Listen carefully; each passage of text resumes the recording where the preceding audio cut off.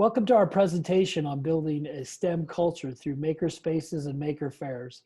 To begin, let's introduce ourselves. How are you doing today, Craig? Great, Brian. Nice to see you. Same here. So what are we going to talk about today? Briefly, I'm going to talk about what a STEM culture is and how makerspaces can bridge the two together. Then, a little bit later, Brian is going to explore how maker fairs can further develop STEM and maker cultures and discuss how we establish partnerships outside of school. Great. Well, I will let Craig go ahead and take it away. All right. Thanks, Brian. Let's go ahead and begin with the first part of our presentation here. Makerspaces help build a STEM culture. Makerspaces and building a STEM culture go hand in hand. And when we're thinking about how makerspaces help build that STEM culture, first of all, I want you to look at invention literacy. We have 3R, reading, writing, and arithmetic. We know those are important to create literate citizens, but the one thing that's missing is invention literacy. Invention literacy is when people should graduate by understanding how things are made and how to build their own ideas. Those that are inventive literate do not fear learning new skills or taking things apart to fix them. They know they can solve any problem set before them. Second way is makerspaces help to build that growth mindset or that maker mindset, as opposed to a fixed mindset. Makerspaces also help foster that sense of agency, that I can do anything, I can solve any problem set before me. I have the ability to make a difference. It also helps develop that culture of innovation and design. It also prepares for careers, present and future, and it also helps students find their passions, that spark that ignites their learning and makes them lifelong learners. And that whole makerspace experience helps students with looking at the world as a design problem. Helps them look closely to be able to look at all the individual parts, how the individual parts work together to make a whole, and then looking at that finished product and figuring out what's another way that I can innovate from that to make that product better. A couple quotes I want to read to you. For me, I was somebody who was a smart young guy who didn't do very well in school. The basic system of education, I didn't fit in. My intelligence was elsewhere. This was what Bruce Springsteen said as he was reflecting upon his formal education. A maker culture would have provided that fit for him if he was in one of those environments. Another quote, making learning hands-on and interesting is not pandering to young sensibilities. It honors the learning drive and spirit that is all too often crushed by endless worksheets and vocabulary drills. This is what Gary F. Steger said. He wrote most recently The Invent to Learn, and he's known globally for in the maker circles. And he's basically saying humans are born with the spirit of making, and we need to cultivate this. Makerspaces are a place where this cultivation can happen. Maker Saturdays is one way to cultivate this maker experience. Collaboration and communication is going on, as you can see in these pictures here. Work-based skills, all right. Innovation, inquiry is happening. A sense of agency, a sense of I can do and I can solve problems. And new passions are also being developed. When you're starting to think about designing and creating makerspaces, think about these things. They inspire creativity and imagination. They should have tools and materials that do change, giving students new exposures. Spaces should have activities listed that are cycled through periodically, and realize that spaces come in all shapes and sizes. Learning commons can be spaces. You can have designated maker spaces. You can have classrooms. They can be in the hallways, they can be in the libraries, and they can be in outdoor settings. I'd like to go ahead and start off here with this short video clip on what is a makerspace. What is a makerspace? First, it's about exploring and discovering new ideas and creating and building. It's about try something new. And when you fail, trying it again and again and again, not giving up. Most of all, it's about finding your passions, finding your spark, and then sharing them with others. All right, let's go ahead and talk about a little bit about some of these maker spaces. As you watch this video, I want you to watch about the different types of learning that are going on. You have students working individually here, students using tools that they've been trained on to safely use. You have students in the back table, they're collaborating, students working again individually on projects. They're all exploring their own passions. And right here, I have a student here that is testing out one of their prototypes. They're all looking closely, exploring complexity, finding opportunity for new inventions, developing that sense of agency, and creating a maker mindset in themselves, a STEM culture.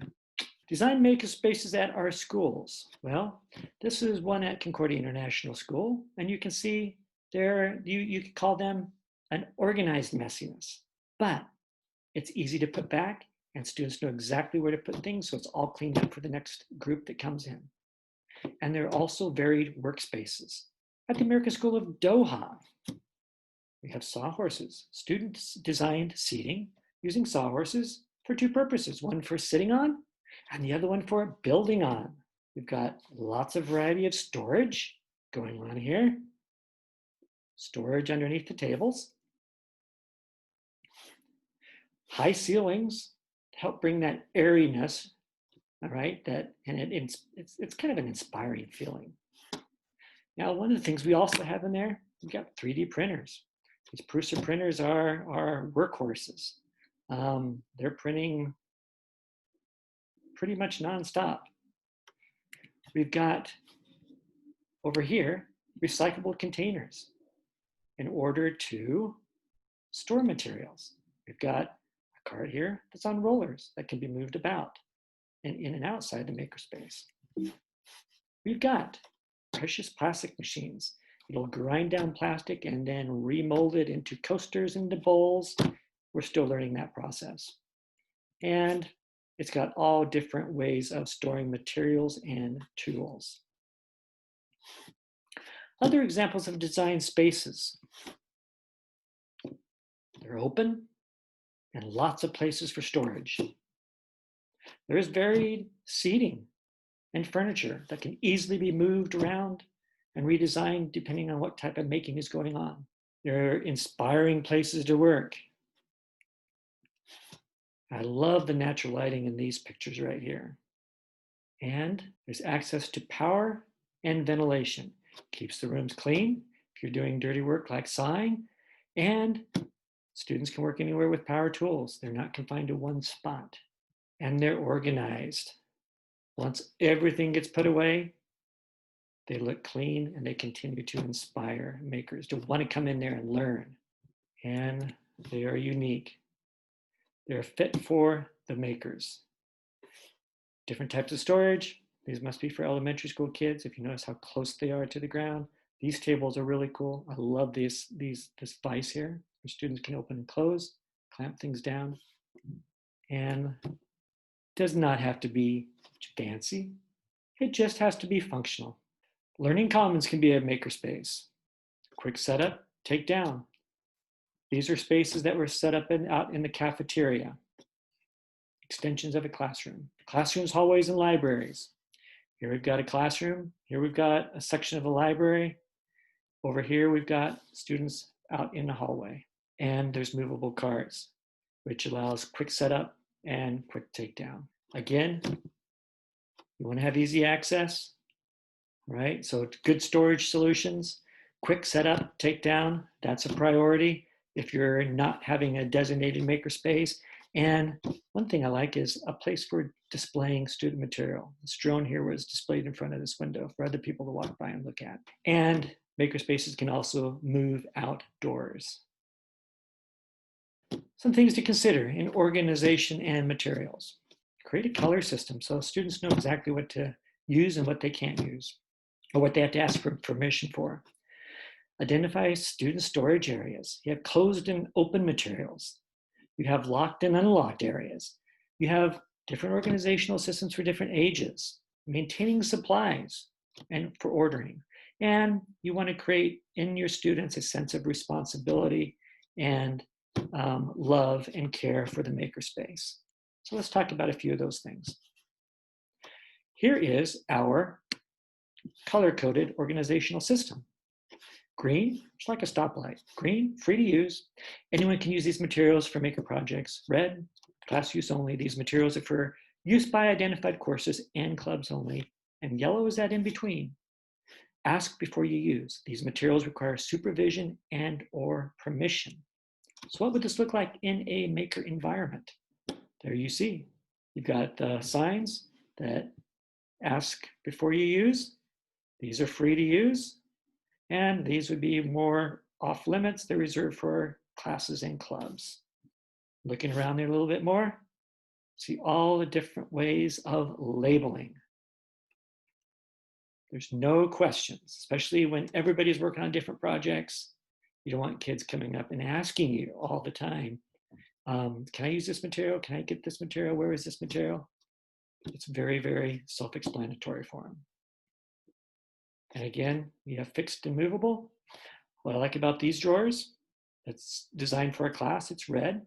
But if you're working on an Arduino or you're working on a Raspberry Pi, you can have all the components still put together. You can slide it away. Next time you come back in, you can pull it out, set it on the table, and you don't have to reassemble everything. Something that's important to consider. And getting started with materials and supplies. Well, these are some of our recommended steps. When you first start out, think about your initial orders and order basic tools and building materials. Things that you're going to need just to kind of get that whole making spirit going. Then, as you begin to develop it and develop that culture, add larger and more expensive items as needed. Basic inventory also that is regularly resupplied. And an easy way of doing that is creating a spreadsheet of your tools and also of your materials, and then keep track of that, keep an inventory of that so you know that you can that you're ready to reorder those when needed. And this came out of Stanford D School. Rules of play. I like this because it's 3 steps and it's really easy. 1, enjoy and respect the tools and materials. Clean your area and reset before you go. And clean +1, do one more thing to leave the space better than when you found it. Make it in your schools. What I'd like you to do real quick before you move on to the second part of our presentation is pause the video and think about the following. What are you doing at your school? What is working? What are the next steps for you to develop that maker culture, to develop that those maker spaces? Then continue the video. The next piece of the puzzle in developing maker culture is to learn a little bit about maker fairs. And Mr. Brian Wright is going to talk to you about that next. Thanks, Craig. Now let's talk about how we can take that maker culture and share it with our community at large by having a maker fair. What is a maker fair? Well, a maker fair is really a celebration, innovation, ingenuity, creativity, all things making. It can be big, it can be small. Let's real quick take a look at a video from Make Magazine. So when people ask what Maker Faire is, I say you really have to come and experience it. It's much bigger and bolder and beautiful than you can imagine. Maker Faire is a newfangled county fair, so it's rockets and robots, and it's a fair for the people and for our time.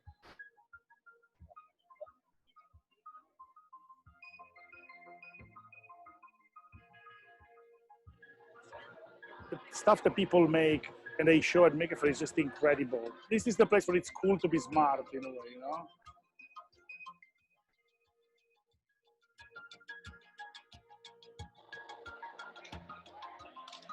Maker Faire is this huge tapestry of creativity. I love just wandering around and looking at all the different things.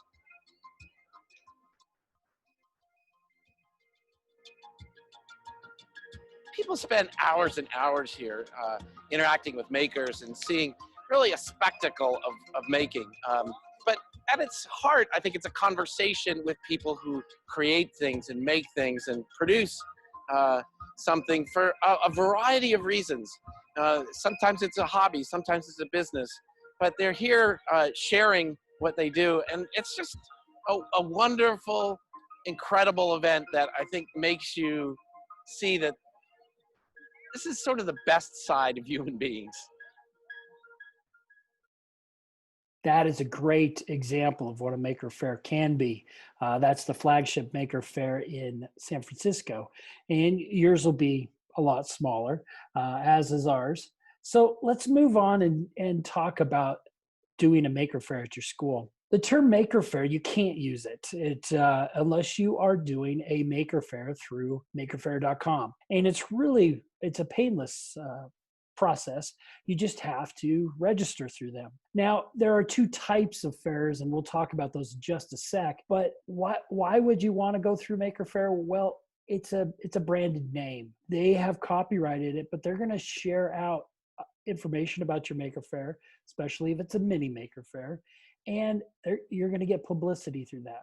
You're going to get to use their name. You're going to get to use their logo. You're going to be able to modify and make your Maker Fair look like a big one. They also put you on the map on their website and highlight you if you're a bigger fair. Now, like I said, there's two different types. There's a mini Maker Fair and a school Maker Fair. Both have rules and guidelines using their names and logos.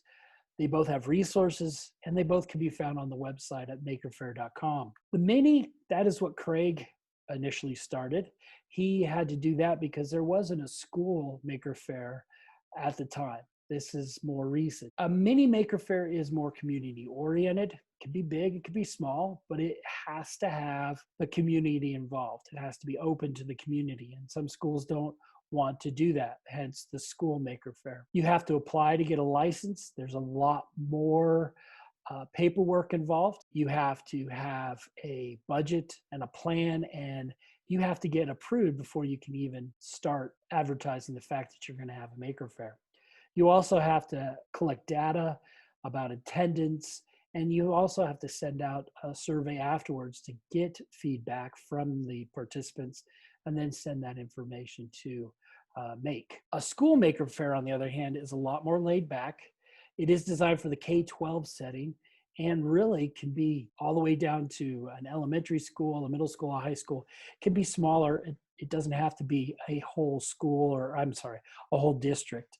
Our school is K-12, so that's why we have a K-12 Maker Fair. You have to apply, but the application is very small. It's not bulky at all. It's actually just a Google Doc. You have to really have a lot of student work. The focus is on the student, but you can have teachers, parents, communities, groups, etc. involved as well. It's just that a majority of the participants that are highlighted need to be students. There is a cap on school Maker Fair donations.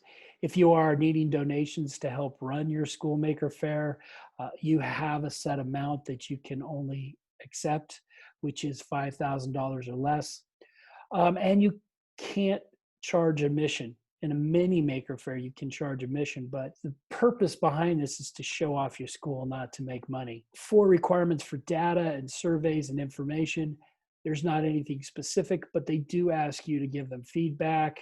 They do have a small little survey you can fill out, and they're always looking for pictures and things like that to help highlight school Maker Fairs. At the American School of Doha, our journey for our Maker Fair started in 2016. We had a small maker space in the elementary school, and we had a lot of making going on in our school. But we wanted to expand that and really highlight our maker culture and get more resources for our maker culture.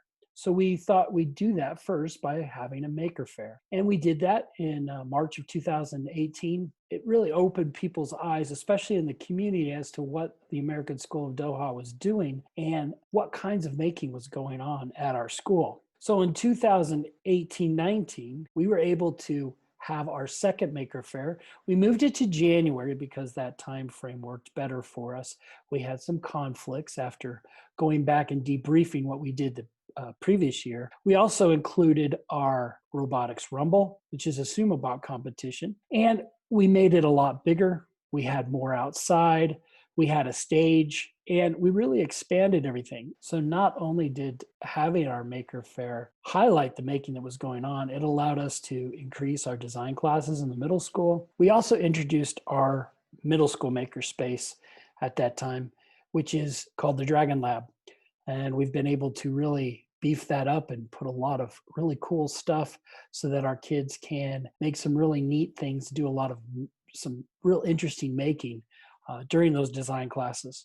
We were also asked by a conference that was going on in Doha to do a Maker Majlis, basically a scaled down version of our Maker Fair. So in January of 2020, we were able to have our third annual Maker Fair. Again, we expanded a little bit. We included a lot of what we did the previous year, but we did have a lot more community involvement. We had the Girl Scouts come in. We had the EOD unit of the U.S. Air Force Base, as well as Qatar Light Rail all came and demonstrated things. We had our second annual Robotics Rumble, and we just had a lot more participants. And because of our success with our maker fairs, we were able to continue with our middle school design classes, as well as expand the use of our Dragon Lab after school to ASAs and clubs. So moving forward, we do have our fourth annual Maker Fair scheduled for January of 2021.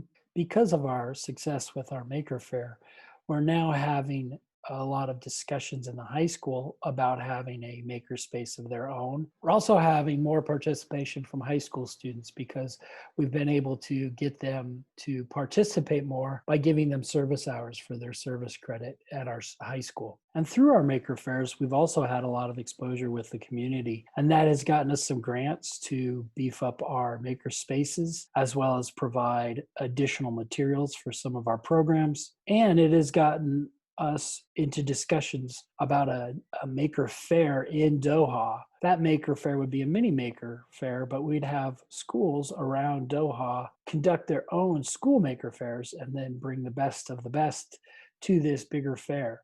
So it really would highlight what the schools are doing, as well as the making that's going on in the community in Doha. Now, what does a maker fair look like on a school level? Let me kind of explain ours and kind of go through some of the highlights of ours. I want to play a video real quick of ours. We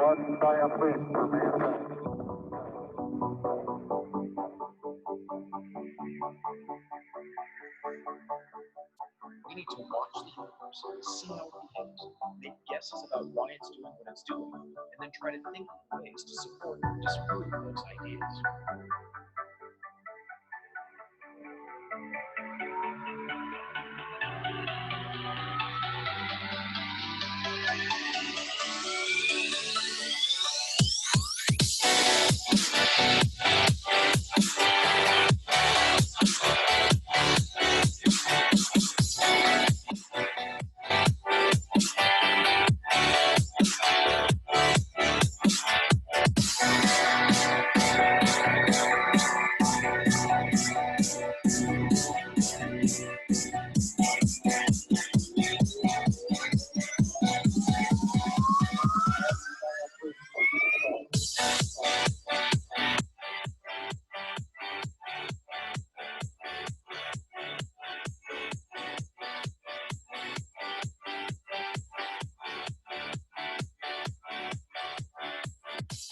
I hope that got your blood pumping. It got mine pumping. I love that video.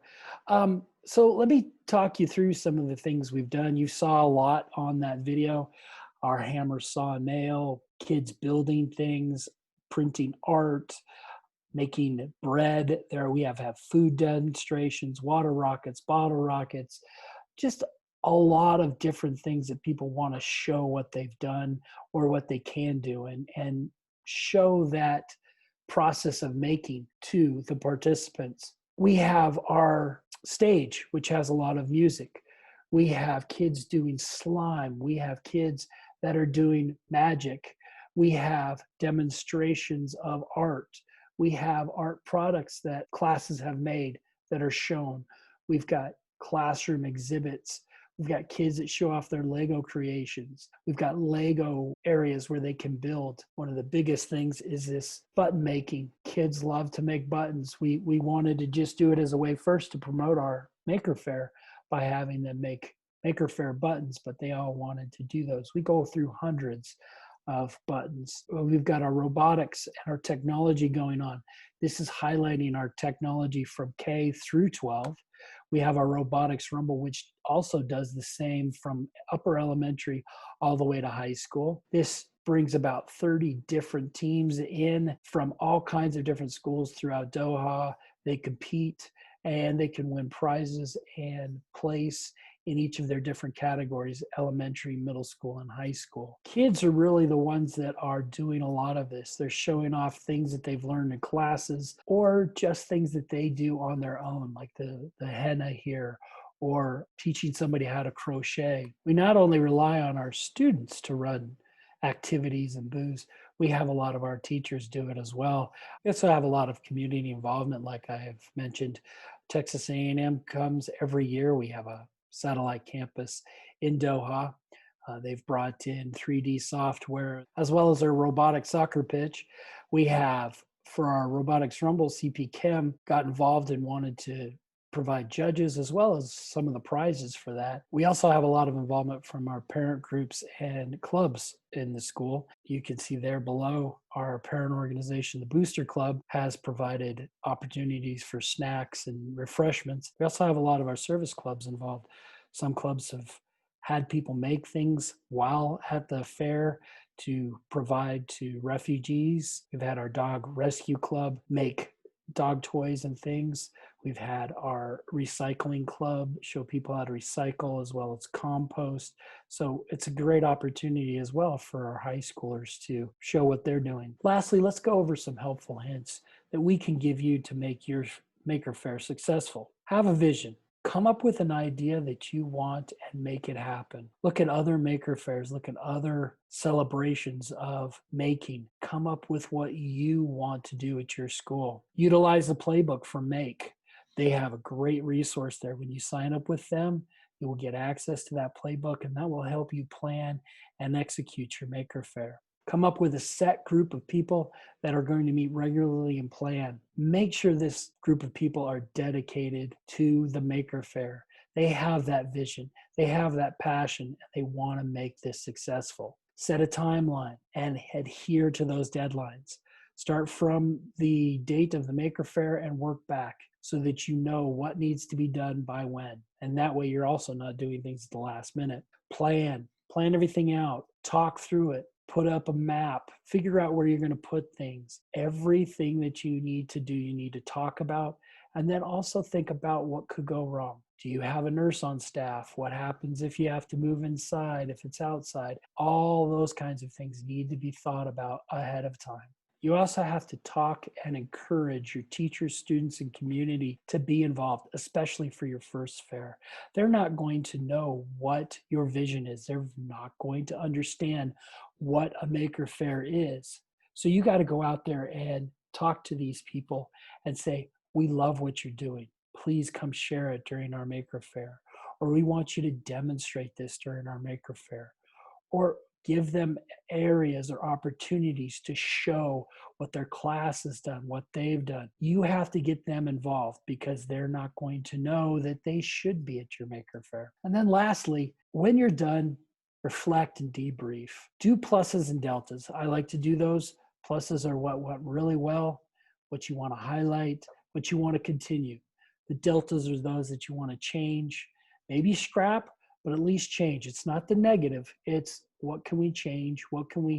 How can we make this better for next year? I'm going to turn it back over to Craig right now. Thank you for listening. Thanks for sharing, Brian. We look forward to answering any of your questions in the Q&A discussion that follows. Yes, and please remember that you can email us at any time during this or after the presentation at our email addresses here on the screen. Thanks for watching, and we'll be sticking around now to answer any questions you might have.